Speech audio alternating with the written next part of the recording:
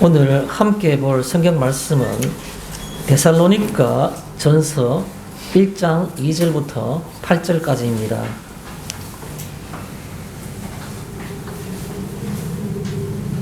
한 절씩 교독한 후에 마지막 8절은 함께 읽었으면 좋겠습니다.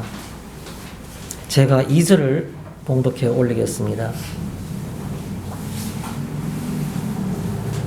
우리가 너희 모두로 말미암아 항상 하나님께 감사하며 기도할 때에 너희를 기억함은 너희의 믿음의 역사와 사랑의 수고와 우리 주 예수 그리스도에 대한 소망 안에 있는 우리 하나님 아버지 앞에서 끊임없이 기억함이니 하나님의 사랑하심을 받은 형제들아 너희를 택하심을 아노라. 우리는 우리 복음이 너희에게 말로만 이룬 것이 아니라 또한 능력과 성령과 큰 확신으로 된 것이니라. 우리가 너희 가운데서 너희를 위하여 어떤 사랑이 된 것은 너희가 아는 바와 같으니라. 또 너희는 많은 환난 가운데서 성령의 기쁨으로 말씀을 받아 우리와 주를 본받은 자가 되었으니 그러므로 너희가 마게도냐와 아가야에 있는 모든 믿는 자의 본이 되었느니라. 주의 말씀이 너희에게로부터 마게도니아와 아가야에게만 들릴 뿐 아니라 하나님을 향하는 너희 믿음의 소문이 각처에 퍼졌으므로 우리는 아무 말도 할 것이 없노라. 아멘.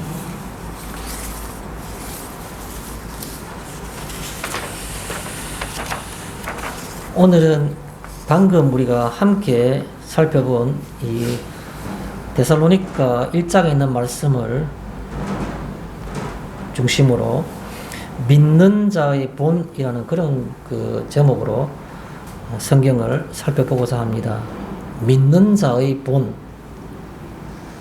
우리가 믿는 자의 본이란 말을 그냥 이해 못할 바는 아니지만 더 자세하게 풀어서 표현한다면은 다른 사람, 타인의 눈에 비친 믿음의 좋은 모습, 이렇게 아마 생각할 수 있을 것 같습니다. 다른 사람의 눈에 비치는 믿음의 좋은 모습. 저게 그냥 믿음이 아니고 믿음의 좋은 모습이니까 다른 사람들도 나도 저렇게 해야지, 나도 저렇게 되었으면 좋겠다, 어떤 그런 영향을 줄 수가 있는 것이겠죠. 그것을 우리는 본이라 말합니다. 본, 좋은 본, 모범이란 뜻이 되겠죠. 그래서 믿는 자의 본. 많은 믿는 사람들이 있지만은 그러나 본이 되는 사람이 과연 많을까요? 이런 생각을 해봅니다. 이 제목을 생각하면서. 그러면 나는요, 이런 생각도 당연히 따라오는 그런 결론으로 볼 수 있겠죠. 우리가 언제까지 내 위주로 신앙생활을 할 거냐, 이런 생각을 해봤습니다. 항상 신앙의 주체는 내가 되는 것이 맞죠. 맞는데 다른 사람들은 내 믿음을 어떻게 생각할까? 다른 사람들은 나로 인해서 어떤 선한 영향력을 받을 수가 있을까? 그런 생각은 하지 않고 내가 하나님 앞에서 신앙은 나와 하나님과의 1대1의 관계가 아니냐, 그런 관점에서 그냥 다른 사람을 의식하지 않고 그냥 쭉 한 길로 간다고 보는 겁니다. 자신의 것만. 그런데요, 성경은 그렇게 그것을 잘한다고 말하지 않는 겁니다.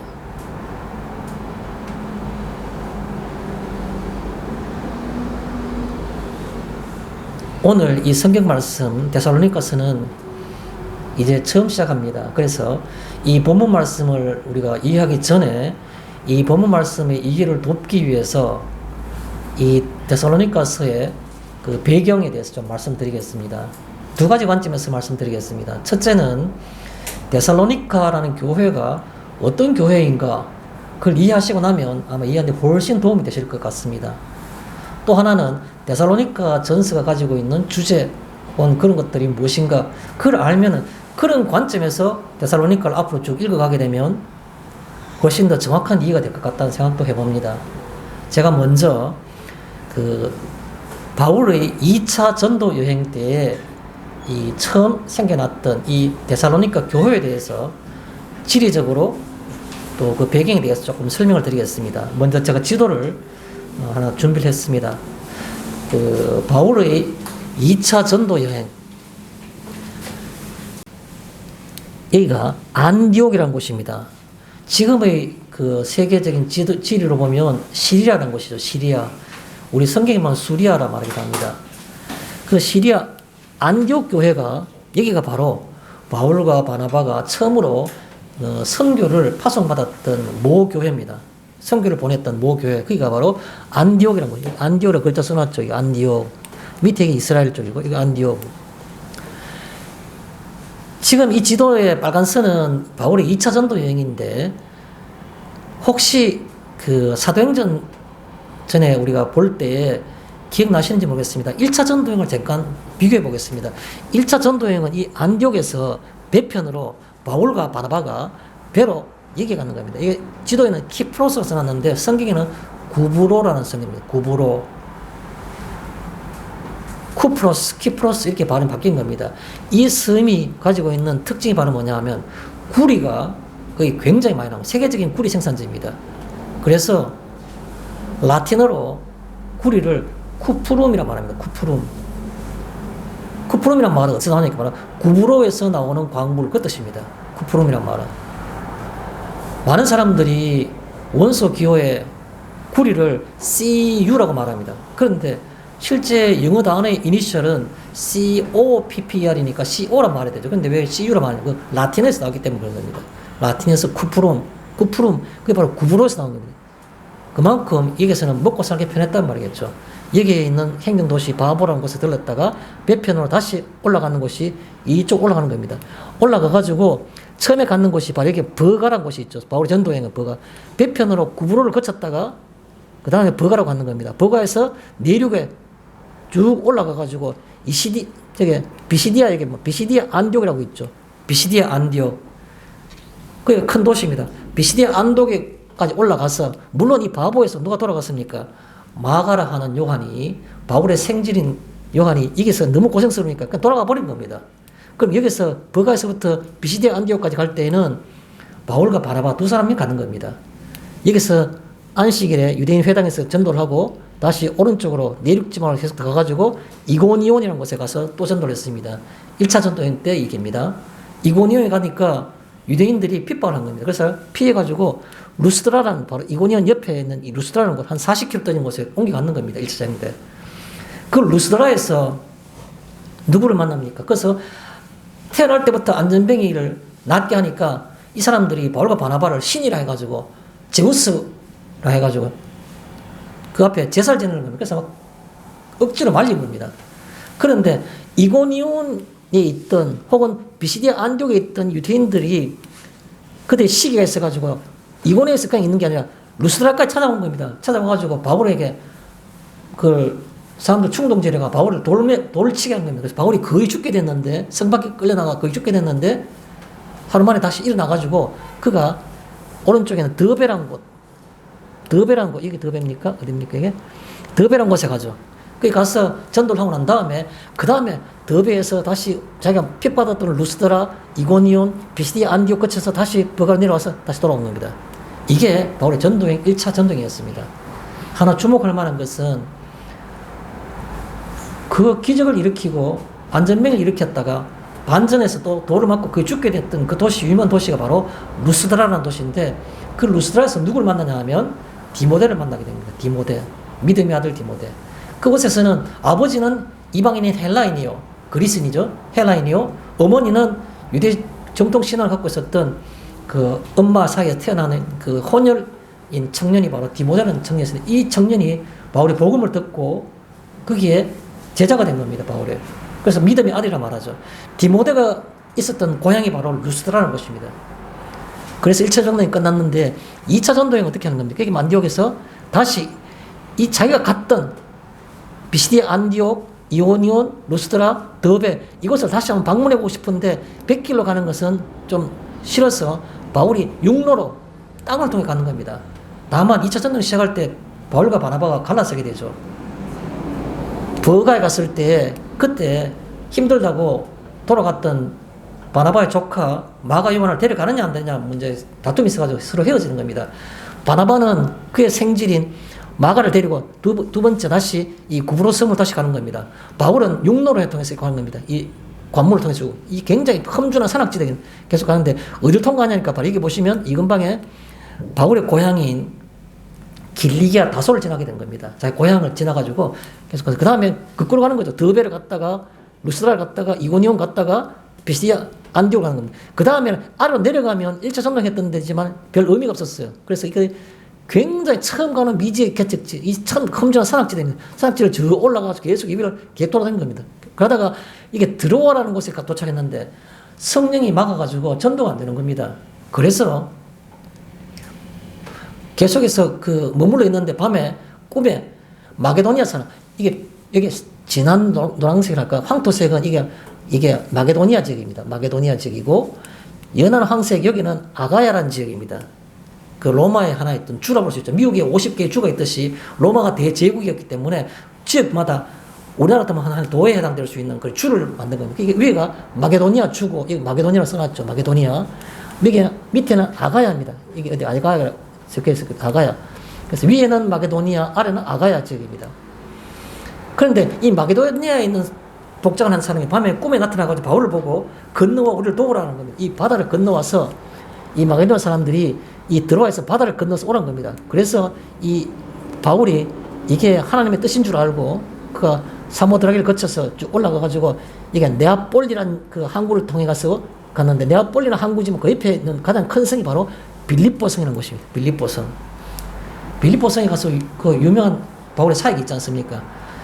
자주장사 루디아도 그 집에서 빌립보 교회가 생기게 되고 또 그게 점치는 여종 하나를 낳게 했다가 사람들은 모함을 받아가지고 옥에 갇혀가지고 매를 맞고 밤중에 찬송 부르다가 옥문이 다 열려가지고 그가 도망간 줄 알고 간수가 사건 속에서 간수가 거기서 전도를 받고 주 예수를 믿어라. 너와 내 집, 그러면 너와 내 집 구원을 받으라는 그 사도행전 16장 31절에는 그 말씀이 있었던 그 유명한 곳이 바로 이 빌립보에서 사건이죠. 빌립보에서 전도하고 난 다음에 그가 어디 가냐니까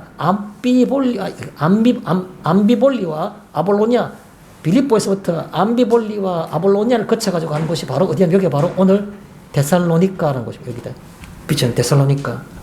데살로니카는 그럼 행정적으로 볼 때는 마게도니아에 해당되는 수도였고 여기에 빌립보에서 두 도시를 아비볼리와 아볼로니아를 거쳐서 돌아오는 그 도시가 바로 데살로니카라는 데살로니카 도시라는 겁니다. 데살로니카가 가서 이 바울이 얼마 동안 있었느냐? 갈 때 3명이 있으면 3명.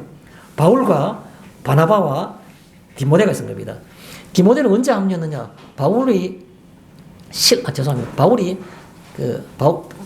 바나바가 아니고 바울이 두 번째 여행할 때는 바나바와 헤어지고 난 다음에 신라와 함께 둘이 쭉 계속 간 겁니다. 이 모든 코스가 바울과 신라가 계속 갔던 거죠. 이게 그 빌립보 옥에 갇혀가지고 밤중에 찬송하고 찾고 플레스를 때도 바울과 신라가 같이 있었죠.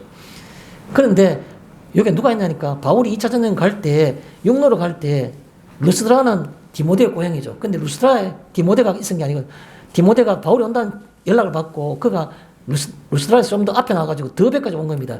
더베에서 바울과 신라와 디모데가 만나가지고 이 여행을 계속 한 겁니다. 그러다가 여기 데살로니카에 갔을 때도 3명이 있은 겁니다. 데살로니카 교회를 생길 때 이 3명의 선교사들이 바로 데살로니카 교회를 처음 만든 겁니다. 데살로니카는 지리장을 볼 때 이거는 유대인하고 아무 상관없는 그런 지역이었고 거의 대부분의 사람들이 바로 이방인들이었습니다.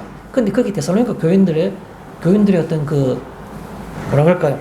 성격도 전부 다 이방인들이었어요. 처음 예수 믿는 사람들이었죠. 복음을 처음 받는 사람이고 유대인들이 갖고 있는 구약도 모르는 아무것도 모르는 유대교와는 아무 상관없는 사람들이었습니다. 여기서 그런데 바울이 여기서 데살로니카 교회 가서 뭘 전도하니까 그리스도가 죄를 위해서 이 땅에 오셨고 또 죽으셨다. 그리고 부활하셨다. 그 그리스도가 있었는데 그 그리스도는 바로 예수다. 이 얘기를 한 겁니다. 유대인이 가만 듣고 있으니까 온 세상에 흩어진 유대인들이 가만 일부 듣고 있으니까 자기 유대교를 이상하게 왜곡시켰나 본 겁니다. 이단이라고 본 겁니다. 그래서 논리적으로 반박은 못 하겠는데 시장에 있는 그 뭐 조폭들이랄까요? 저장에 있는 이상한 사람들 데려가가지고 바울을 핍박한 겁니다. 그래서 바울이 밤중에 그 소동을 듣고 도망가게 된 겁니다. 바울이 이 데살로니카에 있었는 시기는 딱 3주, 새 안식일 동안 말씀을 가르쳤다. 이렇게 표현하고 있습니다. 새 안식일. 안식일이 3번 지났다는 말은 3주가 지났다는 뜻이죠. 그 다음에 급하게 도망 나온 겁니다. 바울이 도망 나온 겁니다. 그래서 베레아를 가니까, 베레아 거기서 또 옆에 있는 도시에 가니까 사람들이 굉장히 점잖해가지고 말씀 많이 증거할 수 있었죠. 그런데 바울이 베레아까지 왔다가 이 베레아에서 누구를 보내냐니까 아무래도 걱정이 되는 겁니다.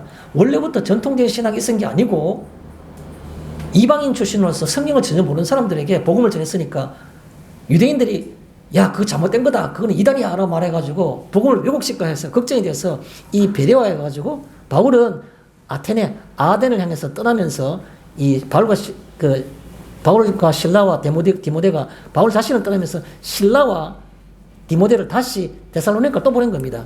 가서 교회를 든든히 세우라고. 우리가 3주 동안 있으면서 금방 나왔는데 이 3주 동안 왜 가르치는 거지? 이 사람들이 유대인 핍박을 어떻게 견디내겠느냐. 그래서 너희가 가서 교회가 평안한지를 둘러보고 오라. 나는 먼저 아테네로 내려갈 테니까. 아테네는 바로 아가야 지방이죠. 내가 아테네로 내려가 있으니까 그러면 너희는 그 갔다가 아테네로 오너라 라고 말해가지고 했는데 사실은 그 아테네로 오질 않고 바울이 여기 아덴에 가가지고 하다가 곧바로 배를 타고 건너가가지고 고린도로 다시 넘어갑니다. 고린도로. 고린도, 에베소 넘어가는데 그 고린도에 있을 때, 여기 고린도입니다. 아덴에 갔다가 고린도에 있을 때, 이때 데살로니카에 갔던 그 실라와 디모데가 이 고린도에서 같이 만나게 된 겁니다. 바울이 이 고린도에서 얼마나 있었냐니까 18개월 있었습니다. 18개월. 요게 이 고린도는 아가야 지방의 도시고 아가야라는 지방에 있는 도시고 여기서 고린도에 있을 때 이때 데살로니가 전서를 썼다고 이렇게 사람들은 다 추측하고 있습니다. 그래서 그 정도로 하고 돌아가겠습니다. 바울이 3주 동안 그 복음을 전했던 교회이구나. 그 사실을 기억하셔야 될 것 같고 바울이 늘 마음에 불안해했던 안타까워갖고 3주 동안밖에 못 가르쳤기 때문에 마음에 늘 염려가 되었던 교회이기 때문에 그가 베레아에서 아덴으로 내려가기 전에 그의 동역자인 실라와 디모데를 다시 그 데살로니가 교회에 가서 상황을 알아보라고 보냈던 곳이 바로 이 데살로니가 교회이고 그래서 데살로니가 교인들이 굉장히 좀 바울의 염려의 대상이었죠. 그래서 그가 이 고린도에 내려오고 난 다음에 고린도에서 18개월 동안 그곳에서 고린도 사람들에게 복음을 전하는 겁니다. 그럴 때 썼던 편지글이 바로 이 데살로니가 편지글이다. 데살로니가 서라는 뜻입니다. 데살로니가 전서는 그러면 어떤 의미를 가지는가? 바울이 편지로 썼던 그 성경들이 바울 서신이라고 해서 이 신약 성경의 거의 뒷부분을, 복음서의 뒷부분을 거의 대부분을 다 차지하는데 바울 서신 가운데 가장 먼저 기록했던 성경. 바울이 편지글로 바울 서신 가운데 가장 최초의 편지가 뭐냐? 데살로니가 전서입니다. 바울이 편지글로서 제일 처음이죠. 언제쯤 썼느냐? 우리가 지난주까지 골로새서 볼 때 봤던 옥중서신 이런 경우는 대부분이 AD 60년대 이후입니다. 전부 다. 그런데 바울 서신은 제일 빨리 썼는데 50년에서 51년 그 사이입니다. 성경학자들이 정확하게 그걸 추측하고 있는 겁니다. 왜냐 하니까 나중에 바울이 이 데살로니가에 있었던 상황들은 사도행전 17장 1절부터 10절까지 나오는데 사도행전 18장에 보면 그럴 때 바울이 이 편지를 고린도에 있을 때 상황이 나오는데 그때 아가야 지역에 총독이 누구였느냐 하면 갈리오라는 사람입니다. 갈리오가 AD 52년에 총독이 된 겁니다. 그런데 갈리오가 총독 그 무렵에 소동이 나서 바울이 18개월의 기간이 끝나면서 그가 다시 또 에베소로 건너가야 되는 겁니다. 그러다 보니까 갈리오가 총독 되기 전에 고린도에 머물렀기 때문에 18개월 이외에는 데살로니가 교회에게 편지 쓸 만한 상황이 전혀 없었습니다. 그래서 많은 학자들은 AD 50년에서 51년 그 사이에 바울이 고린도에서 그 데살로니가 교인들에게 보낸 편지글이 바로 데살로니가 전서이다. AD 51년경이다. 이렇게 추측하고 있는 겁니다. 데살로니가서 가지고 있는 어떤 색깔, 특징이 뭡니까? 우리가 그냥 비교를 볼 때 로마서의 특징이 뭐냐? 로마서는 믿음에 대해서 강조하고 있어요. 믿음에 대해서. 이 신칭이 믿음으로 의롭게 된다는 그것이 로마서의 주제이지 않습니까? 그러면 빌립보서는 기쁨의 복음이라 말하는데 또 다른 각도에서 보면 사랑에 대해서 얘기하는 겁니다. 기쁨과 사랑, 빌립보서. 그러면 빌립보서는 사랑이고 로마서는 믿음이다. 그러면 데살로니가서는요. 데살로니가서는 당연히 남아있는 한 가지 소망에 대해서 강조하고 있는 겁니다. 소망. 믿음, 소망, 사랑할 때 그 소망이 이 데살로니가서에 흐르는 전편적인 어떤 그런 색깔이요 특징이라는 그 말씀을 드릴 수가 있는 겁니다. 소망. 우리가 본문은 그 조금 이해되지 못할 부분이 있기 때문에 제가 빠르게 한번 쉽게 풀어보겠습니다. 데살로니가서서 2절에 보면 우리가 너희 모두로 말미암아 항상 하나님께 감사하며 우리가라는 말은 세 사람을 가리키는 겁니다. 바울, 실라, 디모데 이 세 선교사를 얘기하는 겁니다. 우리가라는 말은 이들은 이미 고린도에서 정착해가지고 1년 8개월 동안 있는 겁니다. 1년 6개월 동안 너희 모두로 하는 굉장히 중요한 의미를 갖고 있습니다. 데살로니가 교회의 교인들이 한 명이 아니고 여러 명이었었는데 어떤 사람들도 바울의 근심을 끼치게 할 만한 사람이 없었다는 겁니다.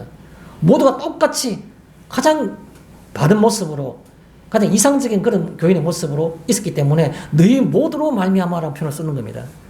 항상 하나님께 감사하며 우리는 3주밖에 없었지만 하나님께서 너희를 키우시고 너희를 돌보시는구나. 그거를 하나님께 감사했다는 것이죠. 그러면서 기도할 때 너희를 기억하면 우리가 기도할 때 너희를 기억한단 말이야. 기도할 때마다 너희를 위해서 생각을 한다는 거죠. 왜요? 마음에 좀 뭔가 도움이 되는 일을 우리 해줬으면 좋겠다. 그러다 보니까 기도할 때 그 데살로니가 교인들을 뺄 수가 없었다는 겁니다. 3절에 너희의 믿음의 역사와 사랑의 수고와 우리 주 예수 그리스도에 대한 소망 인내를 우리 하나님 아버지 앞에서 끊임없이 기억함이니 바울이 오늘 주제와 같은 겁니다. 믿음의 본이 바로 오늘 우리의 그 말씀의 오늘 제목이라 말했는데 바울이 말할 때 데살로니가 교회를 쳐다볼 때마다 어떤 생각이 드냐 하면 잘 키운 아들, 잘 키운 내 자식, 그 자식이 사회적으로 성공했는데 불구하고 전혀 교만하지 않고 그 부모님 앞에서 항상 마치 옛날에 뭐 우리가 옛날 소설에 나온 것처럼 그런 효성을 다하는 겁니다. 부모에게. 어디 그뿐인가요? 신앙생활을 얼마나 겸손하게 잘하는지 아버지로부터 물려받은 신앙이 아니라 자신만의 신앙으로 그렇게 신앙생활 잘하는 겁니다. 아버지 눈에 볼 때에는 너무 기특하고 대견해요.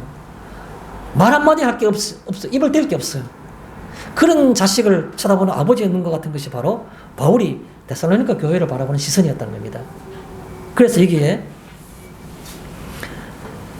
근데 그 내용인데 왜 그러면 그렇게 봤느냐는 거죠. 그게 우리가 잘 아는 겁니다. 믿음의 역사, 너희의 믿음의 역사와 사랑의 수고가 우리 주 예수 그리스도에 대한 소망의 인내를 우리 아버지 하나님 우리 아버지 앞에서 끊임없이 기억되미니 이렇게 표현하고 있습니다. 뭐 다른 투시강원들 좀 제거하고 핵심만 보면 데살로니가 교인이 갖고 있던 바울이 정말 그렇게 만족했던 것이 바로 세 가지였는데 그들 속에 믿음으로 이루어지는 역사가 있었고 사랑의 수고가 있었고 소망의 인내가 있었다는 겁니다. 이 부분에 대해서는 본문 속에서 좀 더 상세히 설명드리겠습니다. 이런 것들이 자신은 3주 동안만 같이 있었는데도 불구하고 이것들이 하나님께서 키우시고 하나님께서 은혜를 베푸시니까 이것들이 그들 가운데 가득했다는 겁니다. 그래서 항상 하나님께 감사하고 늘 기도할 때마다 생각할 수밖에 없었다는 것이죠. 4절에 하나님의 사랑하심을 받은 형제들아 너희를 택하심을 아노라. 나는 아무리 이렇게 생각해봐도 그렇고 저렇게 생각해봐도 그렇고 너희 모두가 하나님의 택하신 백성이라는 것을 내가 알 수밖에 없다는 겁니다. 그게 쉬운 일이 아니죠. 사람이 사람 보면서 너는 정말 하나님 택하심 받은 거 맞아. 너 모두가 다 하나님의 성도들이야. 라고 말하기가 쉽지 않은데 그 대사도인 바울이 그렇게 얘기한 겁니다. 그 다음 나오는 5절에 보면 시작하는 이렇게 시작합니다. 인은이라고 시작하고 있죠. 인은. 인은이라는 말은 헬라어 접속사인데 호티라는 건 접속사인데 앞에 말한 것에 대한 이유를 설명할 때 쓰는 접속사가 바로 이 인은이란 말입니다. 인은. 왜 나는 너희들이 100% 전부 다 택함을 받은 구원받은 사람들이라고 내가 생각하고 있느냐? 그걸 말하는 겁니다.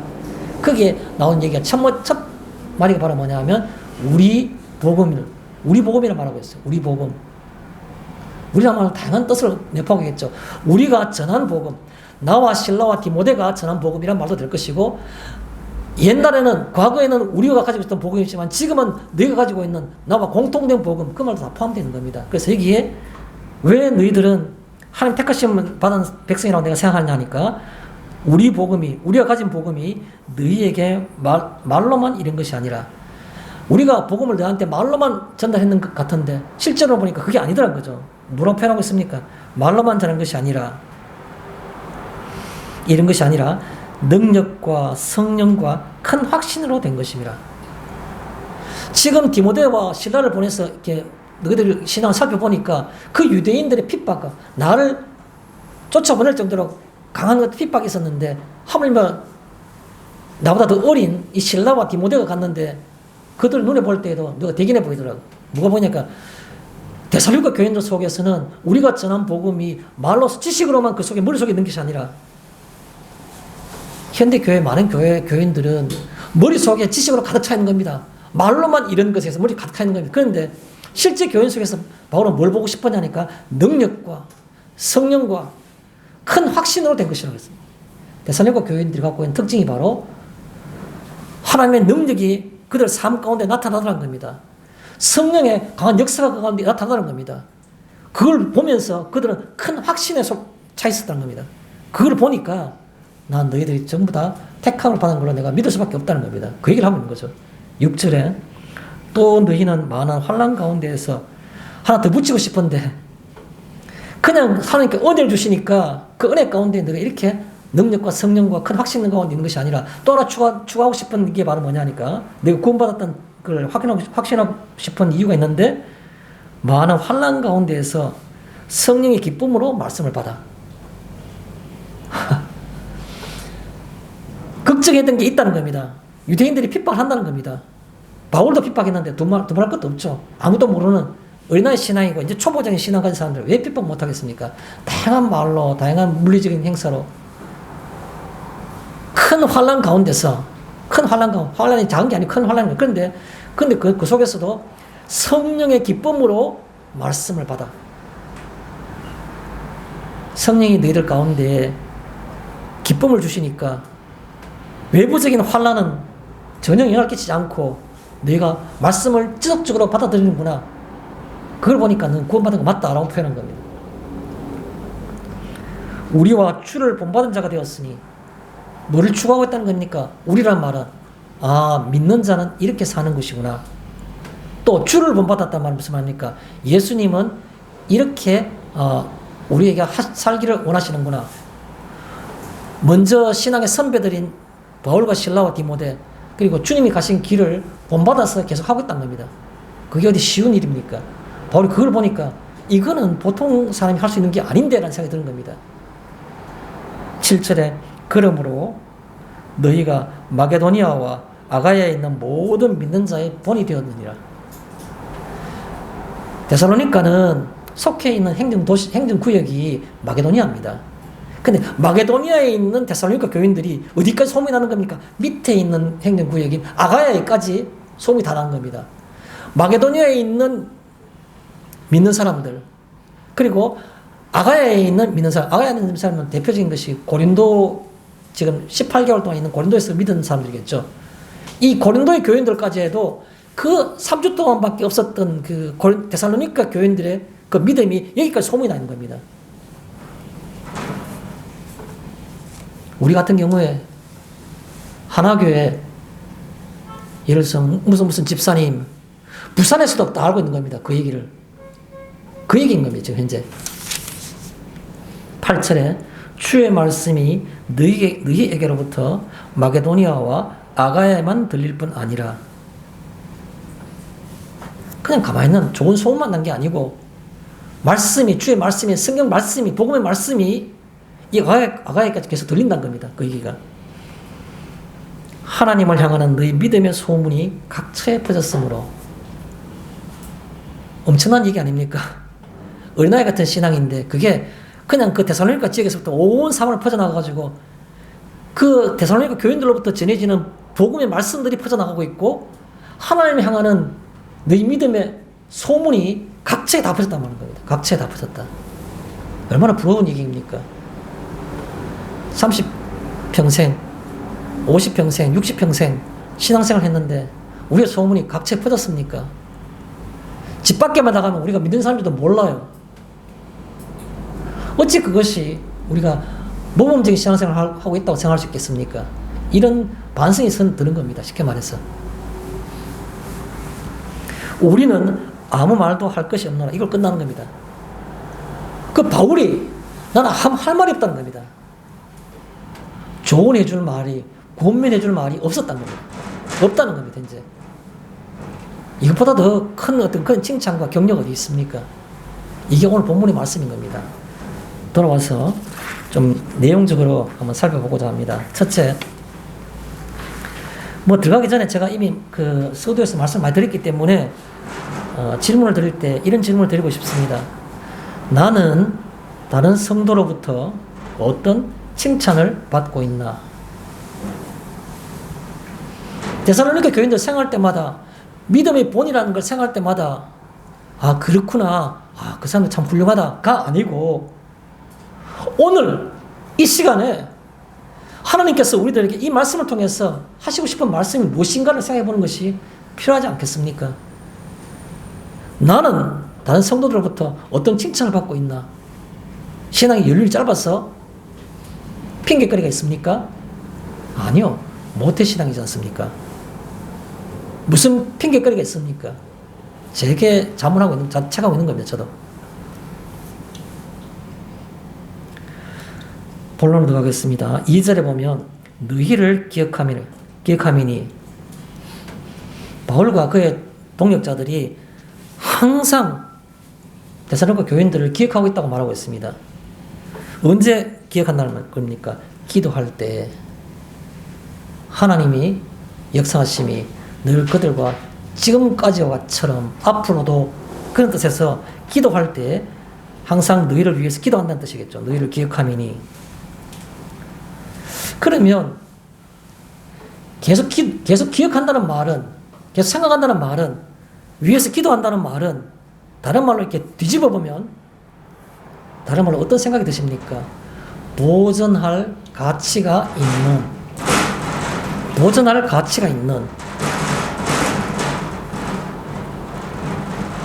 지금 데살로니가 교인들의 상황이나 상태가 너무 좋으니까 그래서 이것이 계속 유지될 수 있도록 계속 기도한다는 뜻이죠. 그게 바로 기억하민이라는 말입니다.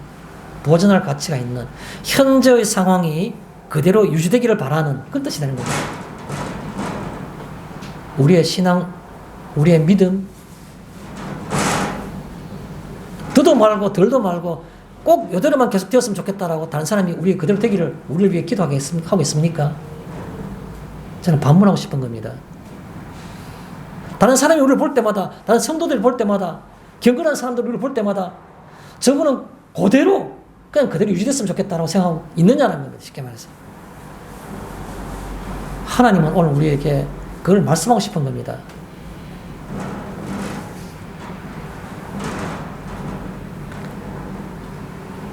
신앙의 연륜이 높은 사람들, 오랜 신앙생활 사람들이 어디 한두 명입니까? 교회에서 예배드리는 교인의 숫자가 어디 한두 명입니까? 하나님 우리에게 데살로니가서를 통해서 말씀하고 계시는 겁니다. 3절에 보면 끊임없이 기억함은 끊임없이 계속해서 기억하고 있다는 겁니다. 이 사역자들이 데살로니가 교인들을. 그런데 그 나오는 내용이 세 가지가 있지 않습니까? 믿음의 역사, 사랑의 수고, 소망의 인내, 이 세 가지를 항상 기억하고 있다는 겁니다. 바울이 보니까 실라와 디모데가 갔다 와서 바울에게 보고하는 걸 들어보니까 이거 우리가 생각한 거하고 전혀 달라요. 데살로니가 교인들 속에서 하나님의 역사가 일어나고 성령의 은사가 나타나는데 이들이 하는 삶을 보니까 그 속에서는 세 가지가 있습니다. 첫 번째가 믿음의 역사. 믿음의 역사. 믿음의 역사가 뭡니까?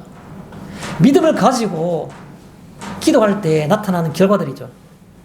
믿음의 역사에서는 항상 상징적인 어떤 것이 숨어있는 어떤 그 표현이 있는데 그게 바로 뭐냐면 결과라는 겁니다. 결과가 중요한 겁니다.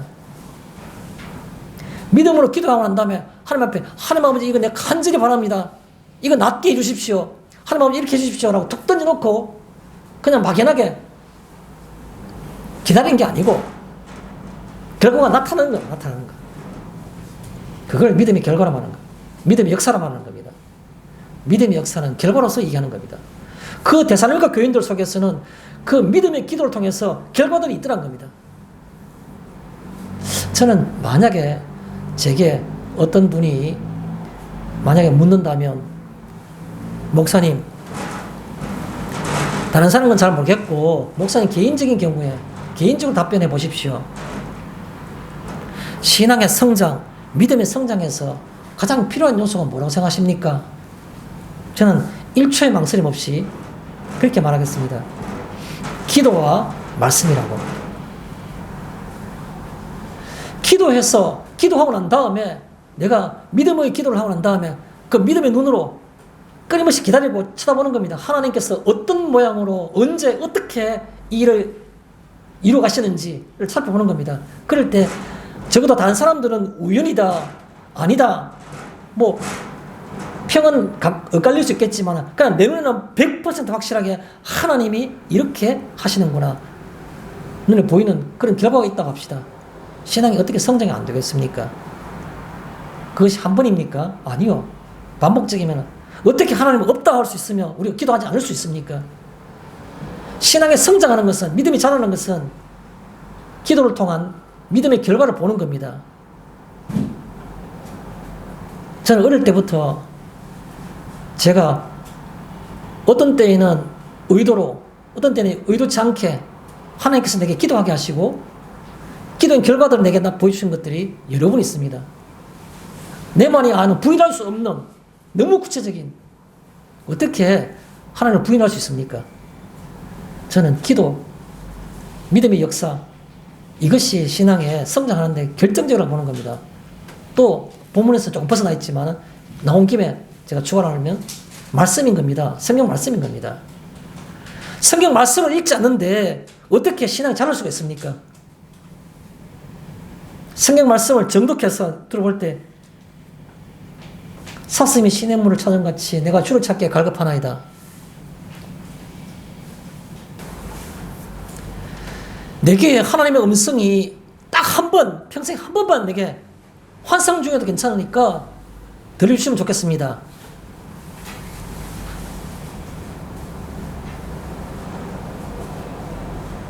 말씀 안 하십니까, 하나님이? 내가 성경을 펼칠 때마다 눈으로 듣는 하나님의 말씀이 내게 구체적으로 해주시는 겁니다. 오늘도 매일마다 구체적으로 상세하게 하나님 내게 음성으로 말씀하시는데 나는 자꾸만 하나님 어디 계십니까? 내게 한 번만 표적을 보여주십시오. 성경 말씀이 표적인 겁니다. 성경 말씀 읽을 때 나는 내 지식으로는 그것이 그냥 문자와 어떤 그런 서신으로 보이지만, 글들로 보이지만 성령께서 성경을 펼쳐서 읽을 때 우리를 감동하시면 그게 하나님의 말씀으로 이해가 되기 시작하는 겁니다. 한마디 한마디가 얼마나 정교하고 얼마나 힘이 있는지 그 말씀을 읽을 때마다 하나님의 뚜렷이 그 말씀 속에 드러나 보이는 겁니다. 하나님 보여, 형상이 보이는 겁니다. 어떻게 신앙이 안 자랄 수가 있습니까? 성경 말씀을 정독해서 하나님 말씀으로 성령 감동 속에 읽지도 않으면서 기도는 근성으로 하고 그냥 주문 외우듯이 그렇게 하고 있는데 신앙생활 속에서 어떻게 신앙이 자랄 수가 있습니까? 여기에 데살로니가 교인들이 말하고 있는 믿음의 역사라는 것은 바로 그들은 믿음 가운데 기도함으로써 그 기도의 결과를 보고 있는 겁니다. 그래서 그것이 바울이 볼 때는 대단하게 가치 있게 느껴지는 겁니다.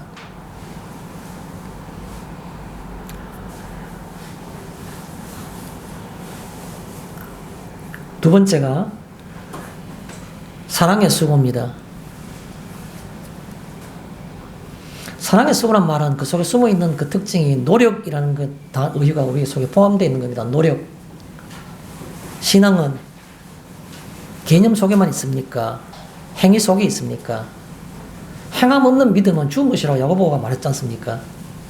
사랑의 수고는 내가 아는 것처럼 하나님 뜻을 분별한 것처럼 하나님의 그 뜻이 내 삶 속과 내 행위 속에도 있어야 되는 게 바로 신앙인 겁니다.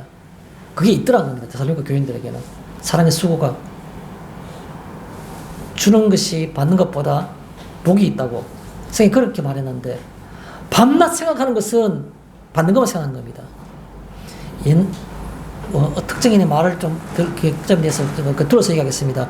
아마도 굉장히 유명한 복음성가 작곡가이면서 부르는 사람 한 분이 과거에 있었습니다. 그가 했는 대표적인 성가가 낮, 해, 밤, 달 그거 아시죠? 낮엔 해처럼 밤엔 달처럼. 마음으로는 항상 주고픈데 실상을 보니까 늘 받기만 하더란 겁니다. 바라는 것은 받을 것만 생각하고 있더란 겁니다. 사랑의 수고는 노력이고 행위인 겁니다. 그게 데살로니가 교인들에게 있더란 겁니다. 항상 머릿속에서는 주는 자가 복이 있다고 그렇게 말하면서 줄 줄을 몰라요. 항상 주기를 바라고 있지만 생각하고 있는 것은 어느 틈에 어떻게 하면 내가 많이 받을까 그거 생각하고 있는 겁니다. 그게 데살로니가 교인에게 그게 사랑의 수고가 있더란 겁니다. 그걸 바울이 보고 깜짝 놀란 겁니다. 세 번째가 소망의 인내입니다. 하늘나라를 향해서 바라보는 어떤 소망이 있으니까 다른 것들은 그게 그렇게 어떤 힘들게 느껴지지 않더란 겁니다. 그래서 그거를 그냥 바라보는 거죠. 이 소망의 인내 속에 숨어있는 특징을 얘기해보라. 만약 그거에 관계되는 어떤 키워드를 말해보라 그러면 제 개인적으로는 이거 곰곰이 생각해 봤어요. 소망의 인내는 예를 들어서 믿음의 역사는 결과라는 단어가 이게 적합하다는 생각이 들었고 사랑의 수고라는 것은 실제로 하는 그 노력이라는 단어가 실제로 우리에게 필요한 것이고 소망의 인내라는 것에는 어떤 단어가 이게 약간 근접하고 대변할 수 있을까? 저는 개인적으로 생각할 때 시선이라고 말하고 싶습니다. 시선. 바라보는 어떤 그런 어떤 곳. 우리의 시선이 어떻게 이렇게 표현하지 않습니까? 시선. 바라보는 것. 하늘을 바라보는 겁니다. 그게 소망의 인내입니다. 하늘을 바라봐요. 하늘을 바라보는 그게 바로 소망의 인내인데 하늘을 바라보면 뭘 보지 않는다는 겁니까? 옆을 보지 않는 겁니다. 내 친구가 잘 되는 거, 또 다른 어떤 사람이 악한 자의 어떤 그 형통함이 내 옆에 보일지라도 그걸 안 보는 겁니다. 악한 사람들 얼마나 형통합니까? 얼마나 잘 됩니까? 그것 때문에 얼마나 우리가 초라해 보이고 왜소해 보이고 낙심합니까? 옆을 보기 때문에 그런 겁니다. 옆을 보기 때문에. 그런데 소망의 인내란 것은 시선 자체가 위를 향해 보는 겁니다. 하늘을 바라보는 겁니다. 그것은 하나님이 계시고 하나님의 영광이 그 속에 있기 때문에 그걸 바라보기 때문에 다른 것들에 영향을 받지 않는다는 겁니다. 그게 성경 말씀 속에서 우리에게 지금 읽혀지고 있지만 이거를 바울이 볼 때 데살로니가 교인들에게 이게 있더란 겁니다. 소망이 인내가 있더란 겁니다. 그래서 바울은 끊임없이 기억한다. 이 너희들이 가지고 있는 이것들을 내가 끊임없이 기억하고 있다라고 말하는 겁니다. 소망의 인내, 시선에 관해서 그냥 예화적으로 하나를 들겠습니다. 우리가 잘 아는 그 표현이 하나 있습니다. 이 또한 지나가리라. 이 말이 유대인의 지혜의 어떤 경전이 할 수 있는 탈무드에 나오는 말이라고 하는데 이 탈무드에 이 말이 나오는 것의 근거는 사람들마다 학자들마다 전설 속에 많이 있어서 어느 것이 맞는지 모르지만 대략 우리가 알고 있기로는 다윗 왕이 전쟁에서 큰 승리를 하고 난 다음에 자기 부하로부터 칼을 하나 선물로 받았답니다. 생일인지 언제인지 전쟁 승리 기념인지 어떤지 큰 칼을 받았는데 그래서 다윗이 다시 칼을 돌려주면서 내가 전쟁에 승리하고 내가 교만하게 될 그런 시기라도 하나님 앞에서 내가 교만하지 않게 되며 내가 낙심될 일이 있더라도 내가 하나님 앞에서 크게 낙심하지 않게 되기 위해서는 나를 도와줄 수 있는 그런 어떤 그 문구를 여기다 하나 적어서 가고 오너라 라고 말하니까 그 신하가 다시 그 칼에다가 글을 새기는 것이 바로 이 또한 지나가리라라는 그런 표현이었다는 그런 내려오는 전설이 있습니다. 영어로는 this too shall pass away인가 그렇게 아마 될 겁니다. 무슨 말입니까? 왼쪽에 있는 친구의 어떤 그런 잘됨도, 오른쪽에 있는 악한 자의 형통함도 이 또한 지나가는 겁니다. 뭐가 있기 때문에? 나는 하늘을 바라보기 때문에 이 나머지 것들은 아무것도 아니란 겁니다. 일시적인 거란 겁니다. 진정한 가치는 거기에 있는 겁니다. 내가 출세 못함도 이 또한 지나가는 겁니다. 돌아와서 4절에 보니까 너희를 택하심을, 하나님이 너희 택하심을, 네가 선택받은 걸 내가 확실히 안다고 바울은 그렇게 말하고 있지 않습니까? 어떻게 압니까? 하나님의 사랑하심을 받았다는 것을 내가 안다는 겁니다. 하나님의 사랑하심을 받은 것이기 때문에. 5절에 우리 복음, 좁게 말하면 바울과 실라와 디모데가 전해준 그 복음이요, 넓게 말하면 이미 이제는 너희들도 알게 된 이 복음, 이걸 통틀어서 우리가 우리 복음이라 말하는 거예요. 우리 복음, 우리가 가진 복음, 그런 말이겠죠. 여기서 생각할 몇 가지 표현들을 제가 말씀을 소개하고자 합니다. 우리 복음 속에서 기억해야 될 개념들은 뭘까요? 공유된 참 가치. 세상에 가치 있는 게 얼마나 많습니까? 우리의 생활을 윤택하게 하고 편하게 하는 물질, 우리를 힘있게 만들어주는 명예, 다 가치 있는 것들입니다. 세상적 가치로 볼 때. 근데요, 바울이 말할 때 우리 복음이라 말하는 뭡니까? 공유해야 될, 같이 함께 가져야 될 참된 가치, 그게 바로 복음이란 겁니다. 우리와 이 복음을 전해주는 우리와 복음을 받은 너희들이 같이 공유, 함께 가져야 될, 함께 가질, 공유해야 될 참 가치, 그건 복음뿐이란 겁니다. 복음만이 우리 사이에서 공통된 공유물이라는 것. 그게 바로 우리 복음의 개념입니다. 공유된 참 가치. 또 우리 복음이 말하는 건 뭡니까? 동일한 복음입니다. 내가 전해줬는데 세월이 지나고 내 환경에 따라서 변질시키는 겁니다. 그러나 복음은 동일한 겁니다. 내가 가진 복음이나 또 상대방이 가진 복음이나 내 주변의 복음이나 복음 다 똑같아야 되는 겁니다. 그래서 우리 복음이라는 말을 갖고 있는데 바울이 강한 어떤 의지를 말은 뭐냐면 복음은 동일한 것, 동일한 복음, 그걸 얘기하고 싶어 하는 겁니다. 또요, 우리 복음이라는 말은 무슨 말입니까? 좀 깊이 있게 생각하면 우리가 왜 이런 삶을 살고 있지? 라고 던지고 있는 겁니다. 우리가 너희에게 복음을 전한 것처럼 너희도 마찬가지로, 무슨 말입니까? 증거의 의무입니다. 증거의 의무. 오늘 다른 말로 더 쉽게 표현하면 증거할 의무. 우리가 가지고 있는 참된 가치가 우리가 이것이라고 말하면 이것을 우리가 증거해야 되지 않겠나, 그 말하고 있는 겁니다. 우리 복음이란 말은 우리가 너에게 전한 것처럼 너희도 이제 남에게 전해야 될 거 아니냐, 그 말하고 싶은 거 하는 겁니다. 우리 복음이란 말 속에서는.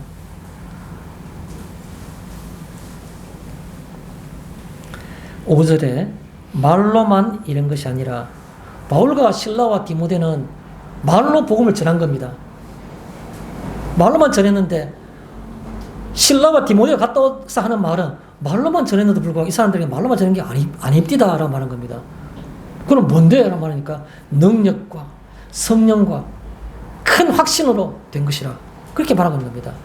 실라와 디모데가 갔다 와서 데살로니가 교인들을 살펴보니까 우리는 말로 복음을, 내용을 전했는데 이들 속에 나타난 것은 말로만 전한 것이 아니고, 말로만 이런 것이 아니라 또한 우리가 전했는 것, 말로만 전했는 것, 말로만 이런 것, 일렀는 것, 이런 것뿐만 아니라 또한, 그것만이 아니라 또한 능력과 성령과 그리고 큰 확신으로 된 것이라. 이 사람들이 확신에 차 있었다. 확신에 차 있는데 그 믿음 속에서 역사가 나타납니다. 역사, 능력입니다. 성령의 은사가 나타나기 시작합니다. 성령이 거의 강하게 역사하시다는 겁니다. 바울이 그렇지 못한 교회, 고린도 교회, 자기가 지금 현재 있는 거, 편지 쓰고 있는 건 고린도 교회지 않습니까? 나중에 먼 훗날 바울이 고린도를 떠난 다음에 아마 에베소인가 아마 거기서 했을지만 고린도 있는 교회원들에게 편지했을 때 고린도 교회 편지글이 바로 고린도 전서와 고린도 후서입니다.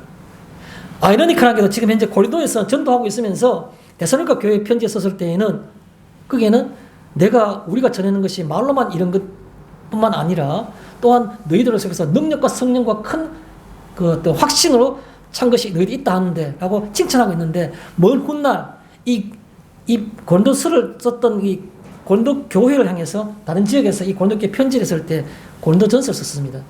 고린도전서에 바울이 뭐라고 하는 줄 아십니까? 고린도전서 2장 4절에 보면 이런 말이 있습니다. 내 말과 내 전도함이 설득력 있는 지혜의 말로 하지 않고 다만 성령의 나타나심과 능력으로 하여 고린도 교인에게 권면하고 있는 겁니다. 고린도 교회. 나중에 먼 훗날. 그 말은 고린도 교회는 그렇지 않았단 말이지 않습니까? 말하고 전도하는 것들이 설득력 있는 지혜 있는 그런 말로 한 것이 아니고 나는 너희들에게 이 복음과 내가 전하는 이 내용들이 성령의 나타나심과 능력으로 나타나길 바란다고 바울은 그렇게 고린도 교회에 편지한 겁니다. 나 먼 훗날. 그런데 훨씬 앞에 3주밖에 없었던 데살로니가 교회를 향해서는 바울은 다르게 말하고 있는 겁니다.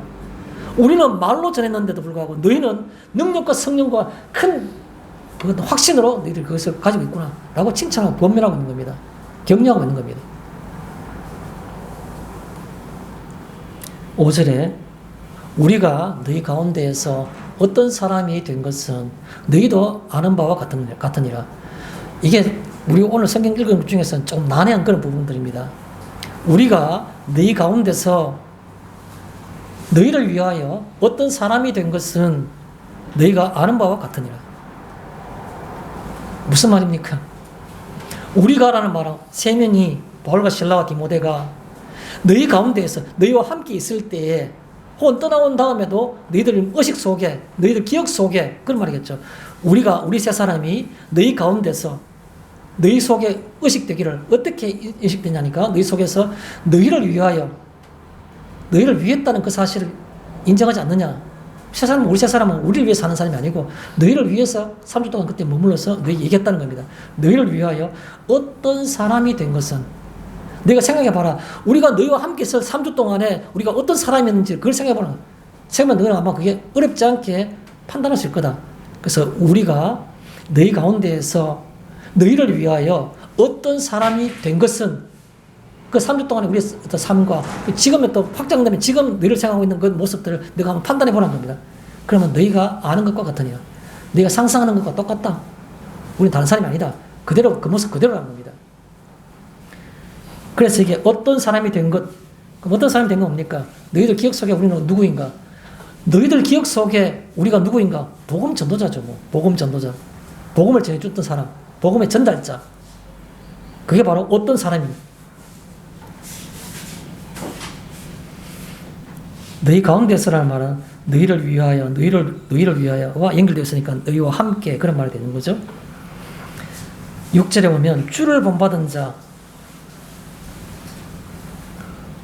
우리와 주를 본받은 자가 되어 그런 말이 6절에 나옵니다.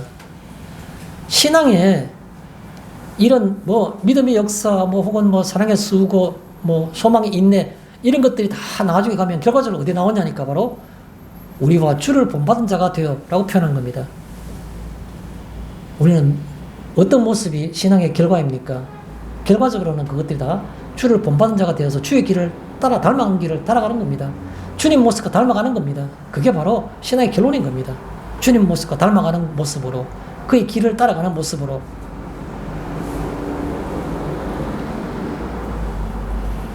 그래서 주를 본받은 자는 많은 환난 가운데서 주님도 많은 환난을 겪었지 않습니까? 많은 환난 가운데서 성령의 기쁨으로 말씀을 받을 때 성령으로 말씀을 받은 겁니다. 제가 여기서 한 가지 말씀을 드리고 싶은 게 있습니다. 우리가 기쁘다라는 생각하는 기쁨 있지 않습니까? 기쁨의 진짜 기쁨의 원천, 기쁨의 근원, 참된 기쁨의 그 어떤 그 근거는 어디 있습니까? 성령의 감동 아니고서는 없습니다. 내가 지극히 기쁘다. 나는 좋은 배우자를 만났다. 세상 다 얻은 것만 같다. 어디 그런가요? 한 달도 안 돼가지고 그 생각 바뀔 겁니다. 물론 좋을 때도 있지만 나쁠 때도 많다는 겁니다. 인간적으로 판단하기는 그 한계가 있고 항상 제한적인 겁니다. 참된 기쁨, 변할 수 없는 가치의 기쁨은 어디 있습니까? 성령이 주시는 기쁨만 있는 겁니다. 그게 유일한 기쁨의 원천인 겁니다. 깊이와 그 질과 어떤 그 길이와 이 모든 것을 다 포함할 때 성령이 주시는 기쁨만이 온전한 참된 기쁨이지, 이 나머지 기쁨은 기쁨이 아닌 겁니다. 제한적 기쁨이요, 일시적인 기쁨이요, 완전치 못한 기쁨인 것 뿐인 겁니다. 그래서 갈라디아서 2장 어디 보면 그 우리 성령 9가지 이름이 있지 않습니까? 사랑과 희락과 화평과 할 때 그 사랑, 희락, 화평, 이런 희락이라는 겁니다. 희락이라는 말, 두 번째 나온 사랑과 희락과 할 때 희락의 말은 기쁘다는 뜻입니다. 기쁨. 아주 큰 기쁨을 희락이라 말하죠. 여러 성도님들께 데살로니가 교인들처럼 참된 기쁨이, 성령으로 인한 기쁨이 넘치시길 바랍니다. 세상이 주는 기쁨은 온전한 기쁨이 아닌 겁니다.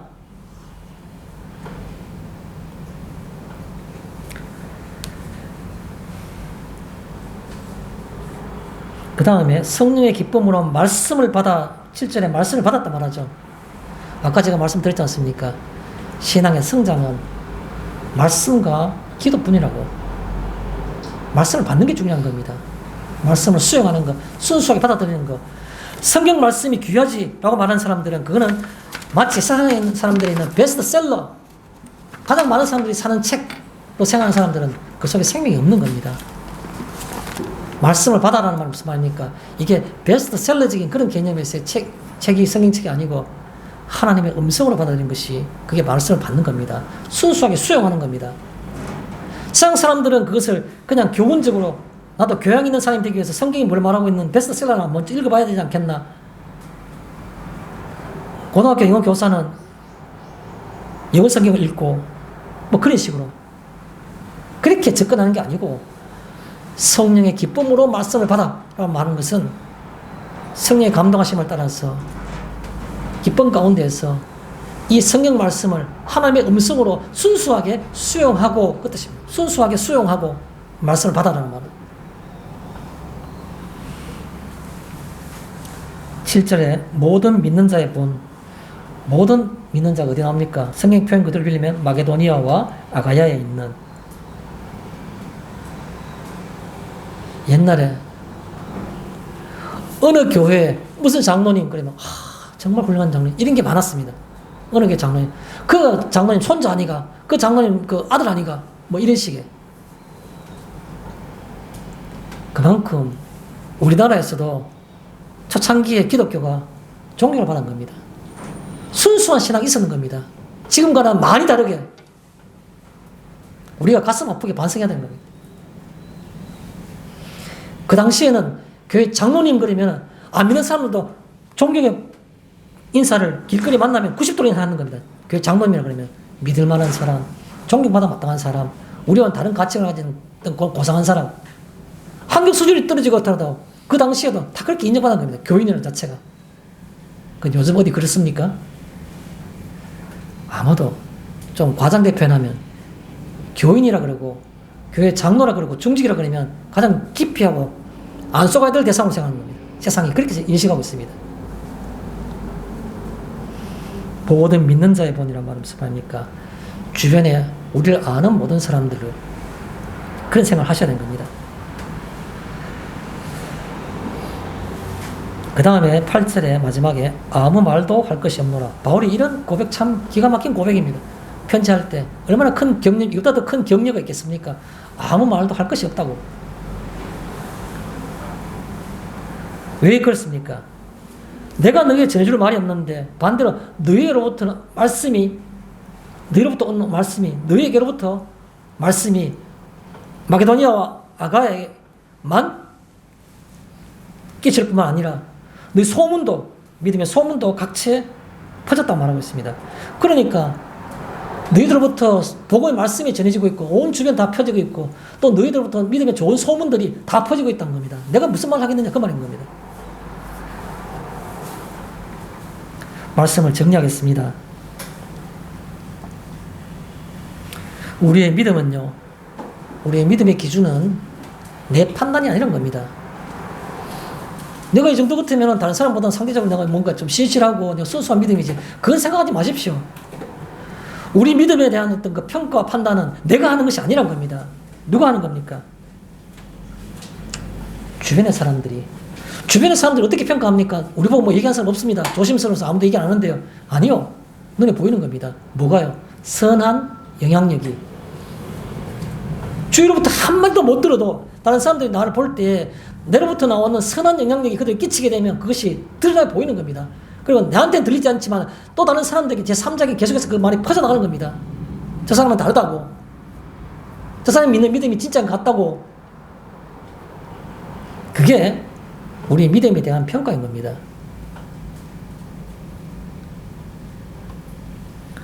또요, 우리의 믿음은요, 저는 이런 말씀을 드리고 싶습니다.